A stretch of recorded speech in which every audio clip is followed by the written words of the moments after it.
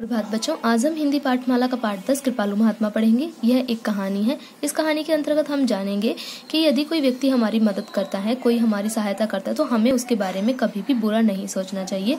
अगर हम उसके बारे में बुरा सोचते हैं तो इसका मतलब यही है कि हम अपने लिए ही हानि कर बैठते हैं, अपने लिए ही हम कुछ बुरा कर बैठते हैं। ठीक है, तो चलिए इस कहानी को शुरू करते हैं।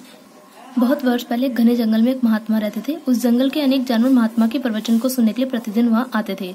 मतलब एक जंगल में एक कोई महात्मा रहते थे और उनके प्रवचन यानी उपदेश और सुनने के लिए वहां प्रतिदिन आते थे, अर्थात वहां रोज रोज आते थे। ठीक है, उन्हीं जानवरों में एक चूहा भी था जो कि महात्मा के वचनों से अत्यंत प्रभावित, मतलब बहुत ज्यादा जो वचन थे उन पे चूहे पे असर करते थे। ठीक है, तो बहुत ज्यादा चूहे पर असर करते थे, तो वो अत्यंत प्रभावित होता था।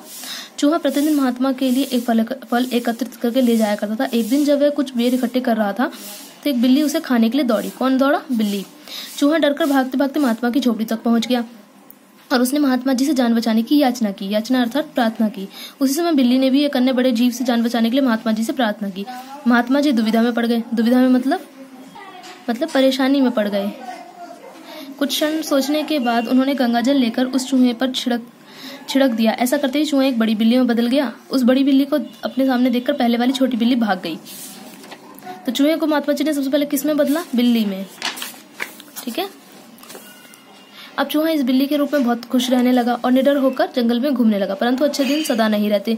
एक दिन उसे एक लोमड़ी मिली जो कि बिल्ली बने चूहे को खाना चाहती थी। चूहा फिर से महात्मा के पास दौड़ा और लोमड़ी भी उसका पीछा करते करते महात्मा की कुटिया तक पहुंच गई। महात्मा ने फिर से गंगाजल छिड़ककर बिल्ली बने चूहे को एक बड़ी लोमड़ी में बदल दिया।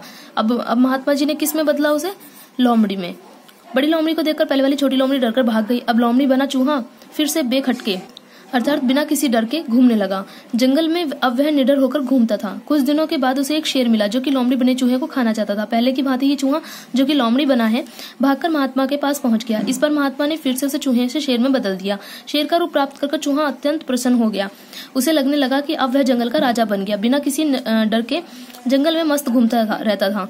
लेकिन एक बात का डर उसे हमेशा लगा रहता था कि महात्मा में बहुत शक्ति है, वह कुछ भी कर सकता है। यदि कभी महात्मा को मुझ पर गुस्सा आया तो वह फिर से मुझे चूहा बना देगा और मैं वापस अपनी उसी अवस्था में आ जाऊंगा। अवस्था यानी हालत या फिर दशा। ठीक है, मतलब उसकी दशा पहले क्या थी कि वह चूहा था और फिर से उसी दशा में आ जाएगा। एक दिन शेर बना चूहा महात्मा के पास गया और बोला, मैं अत्यंत भूखा हूँ, मैं तुम्हें खाना चाहता हूँ ताकि तुम मुझे फिर से कहीं चूहे में न बदल दो। इतना कहते ही मैं महात्मा की ओर दौड़ा। चूहे के द्वारा इन शब्दों को सुनते ही महात्मा बहुत क्रोधित हुए और उन्होंने तुरंत शेर बने चूहे को फिर से चूहे में बदल दिया और चूहा फिर से चूहा ही बनकर रह गया। तो बच्चों, इस कहानी से हमें शिक्षा ये मिलती है, जो तुम्हारा भला करे उसका तुम बुरा करने की कभी मत सोचो। ठीक है, तो आपका ये पाठ मैंने पूरा करवा दिया है। अब आप इसके अभ्यास को आराम से कर सकते हैं। अगर आपको कोई दिक्कत आती है तो मुझे व्हाट्सएप पे मैसेज या फिर कॉल करके पूछ सकते हैं।